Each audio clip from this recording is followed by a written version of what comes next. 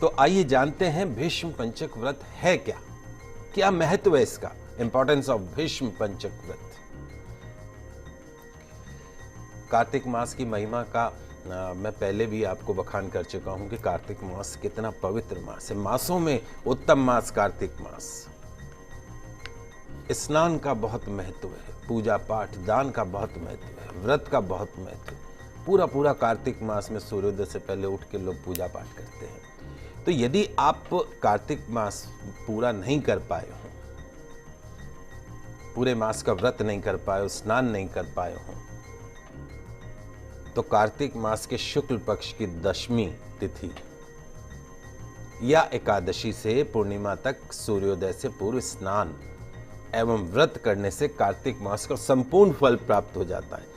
जो आपने पूरे पिछले 25 दिनों में नहीं किया है, वो अगले 5 दिनों में यदि आप व्रत रखते हैं, शनिवार से लेकर बुधवार तक का, सूर्योदय से पूर्व उठते हैं, स्नान करते हैं,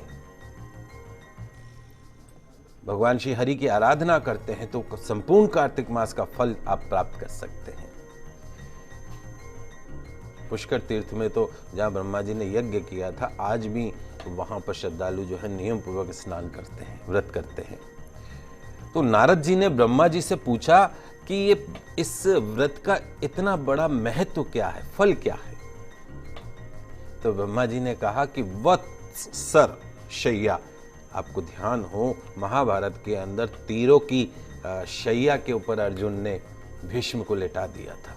तीर की शैया थी, उनके ऊपर भीष्म लेटे हुए थे और मृत्यु का अंतिम सांस का इंतजार कर रहे थे।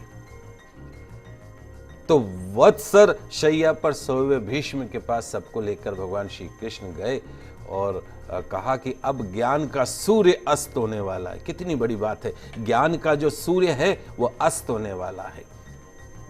ये जो भीष्म पितामह है, ये ज्ञान का साक्षात सूर्य है।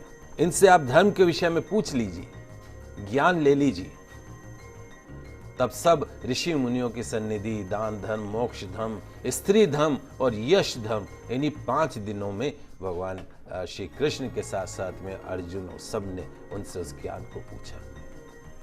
5 दिन तक वो शैया पर, तीरों की शैया पर छोड़े। हमारे तो एक सुई चुभ जाती है तो दर्द हो जाता है, तो वो तो 5 दिनों तक तीर की शैया पर विश्राम कर रहे थे और उन्होंने सभी धर्म ज्ञान के बारे में बताया, उनका वर्णन किया।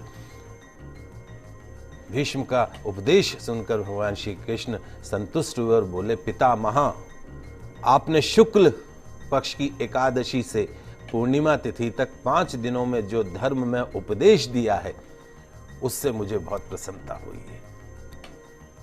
मैं आपकी स्मृति में आपके नाम पर भीष्म पंचक व्रत स्थापित करता हूं। तो जो मनुष्य कलयुग में इस व्रत को करेंगे, जो मनुष्य कलयुग में इस व्रत को करेंगे, भीष्म पंचक को व्रत को करेंगे, 5 दिनों का व्रत करेंगे, जीवन भर विविध प्रकार के, नाना प्रकार के सुखों को भोग कर अंत में मोक्ष को प्राप्त करेंगे, गोकुल धाम में स्थान प्राप्त करेंगे, मेरे श्री चरणों में उनको स्थान मिलेगा। इसीलिए इस महाव्रत को भीष्म पंचक व्रत कहा जाता है। जो संतानहीन है, लाख प्रयास करने के बाद भी जिनको संतान नहीं हो रही है, वो इस व्रत के प्रभाव से 1 वर्ष के अंदर संतान सुख को प्राप्त कर सकते हैं।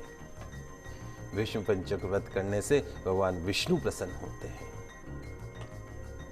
कैसे करें भीष्म पंचक व्रत? ऐसा क्या करें 5 दिनों में? भगवान श्री हरि की आराधना। ओम नमो भगवते वासुदेवाय, ओम नमो भगवते वासुदेवाय, ओम विष्णवे नमः, ओम विष्णवे नमः। मां तुलसी जी की आराधना। तो ओम नमो भगवते वासुदेवाय मंत्र से भगवान श्री कृष्ण की पूजा की जाती है, भगवान विष्णु की पूजा की जाती है। 5 दिनों तक लगातार घी का अखंड ज्योत जलाइए। ओम विष्णवे नमः स्वाहा मंत्र से घी, तेल और जौ की 108 आहुतियां देते हुए हवन करिए। श्री कृष्ण की साक्षी एवं मोक्ष धम वर्णन के कारण ये दिन सर्वश्रेष्ठ माने जाते हैं। तो भीष्म पंचक व्रत का जितना हो सके आप सभी दर्शक लाभ उठाइएगा।